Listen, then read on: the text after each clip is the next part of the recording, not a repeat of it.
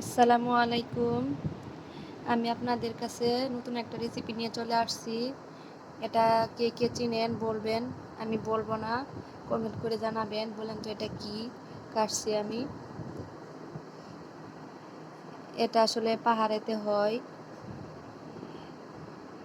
এটা আমার খাইতে মন চাইছিল, সেজন্য আপনাদের ভাইয়ারে বলছিলাম, ও নিয়ে আসতে দিছে।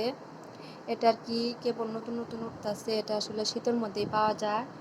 এটা কে কে চিনেন আর এটার নাম কি বলেন আপনারা অবশ্যই কমেন্ট করে বলবেন। এই তো আমি এগুলা ছিলে নিচ্ছি, একটু শক্ত শক্ত। এগুলো একটু সাইডে একটু করার সাথে এই যে ছালটা উঠে আসে পরে একা একলাই।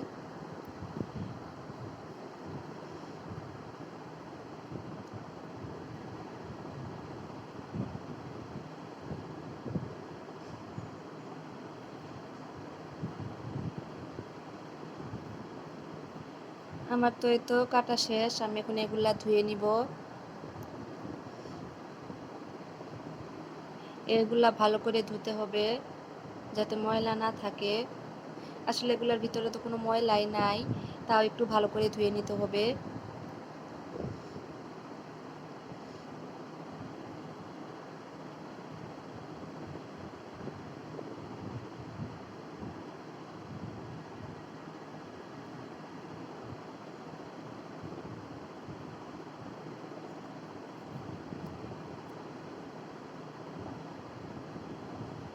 এই তো আমার ধোয়া হয়ে গেছে, আমি একটু পানি নিয়ে নিব পাতিলে।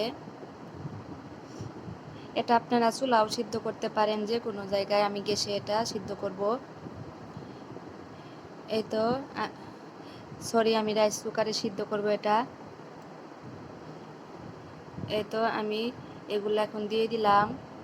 এটার ভিতরে আপনারা একটু হলুদ মরিচও দিতে পারেন, আবার এমনি লবণ দিয়েও খাইতে পারেন। আমি এটা আজকে লবণ দিয়েই সিদ্ধ করব, আমার কাছে লবণ দিয়েই ভালো লাগে। আমি তো পরিমাণ মতো লবণ দিয়ে দিলাম। এখন লবণ দিয়ে একটু মাখিয়ে নিব।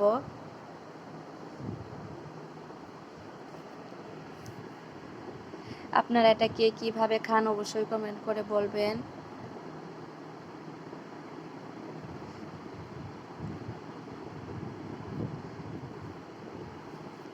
এখন আমি একটু পানি দিয়ে দিব, অল্প পরিমাণে পানি দিব, কারণ রাইস কুকারে তো পানি লাগে না।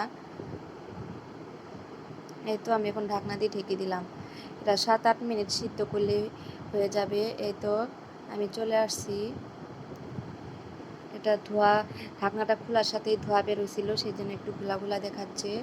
এই তো আমার ইটা পড়াই হয়ে এসেছে, আমি একটু নাড়িয়ে দিলাম।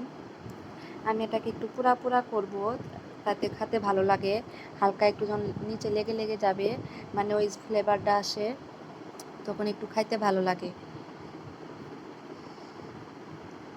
আমি আবারও 2 মিনিট ঢাকনা দিয়ে ঢেকে দিব। এই তো আমি নামিয়ে ফেলছি। কত সুন্দর দেখাচ্ছে। এটা খেতে অনেক মজা, আমার কাছে অনেক মজা লাগে এটা।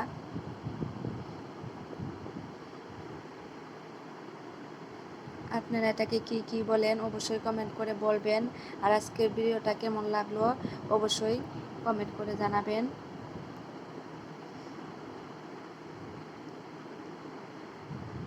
সবাই ভালো থাকবেন। আল্লাহ হাফেজ।